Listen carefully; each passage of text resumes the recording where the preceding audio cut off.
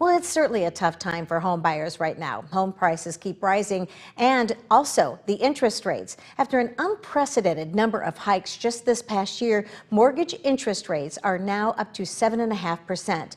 The Southeast Minnesota Association of Realtors just released its monthly numbers, and ABC 6 News reporter Theodore Tollefson has been combing through those numbers, and we know it's a really difficult time for home buyers right now, but what are we looking at compared to last year? Well, Robin, although inventory or homes available is up compared to this time last year, recent numbers show listings are up to date. This time last year, there were 640 homes for sale, and this year there are currently 667 in August. And although the number of available homes is up, the number of closed sales is down 24%.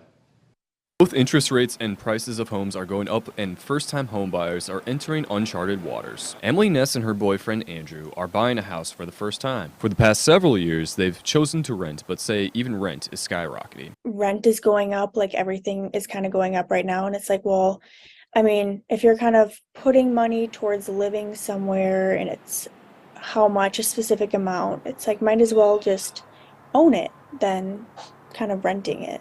Home values remain high because there's so few of them. It's an ongoing problem since the housing crisis in the mid-2000s, and local realtors don't foresee that changing anytime soon. Well, I think that we're going to go at least through 2023, and probably for the foreseeable future, we're going to still have an inventory crunch.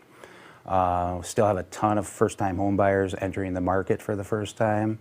That just is going to continue to put pressure on the existing inventory. On Tuesday, Senator Tina Smith held a hearing in Congress on the current state of the housing market and learned a few things on how they can address the issue with legislation. And we also heard about some really good local innovations that are getting at this problem. So one example of that is that local zoning and land use laws can contribute a lot to the expense of building new housing. And we're seeing communities around Minnesota really get at this and make reforms so that we can build more of the kind of housing that we used to have in the old days. And while it's great in theory, it's still a tough time for buyers who are simply struggling to afford a place they can call home. But that's not stopping Emily and Andrew. Process has been pretty nerve-wracking actually, but also it feels so rewarding at the same time. I feel like I can really rely on knowing that the bankers kind of know what they're talking about and can help to figure out what we can afford.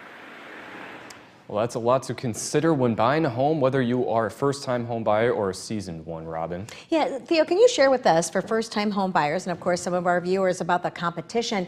We know that the inventory is still really low. It's ticking up a little bit, but how does that affect home buyers? Well, compared to this time last year, there are 200 more homes available for people to purchase right now. But even if they are available, those home buyers, whether first time or seasoned, they're going to be in a bidding war for these homes. Yeah, I think, especially if they're priced right, that causes those bidding wars. And let's talk about, in your story, she talked about renting versus buying. Let's address that situation. Well, yes, when you purchase a home, you're investing for a long-term investment, and you're going to get something out of that versus where you're just renting on a monthly basis. You're not going to see a return on that investment. All right.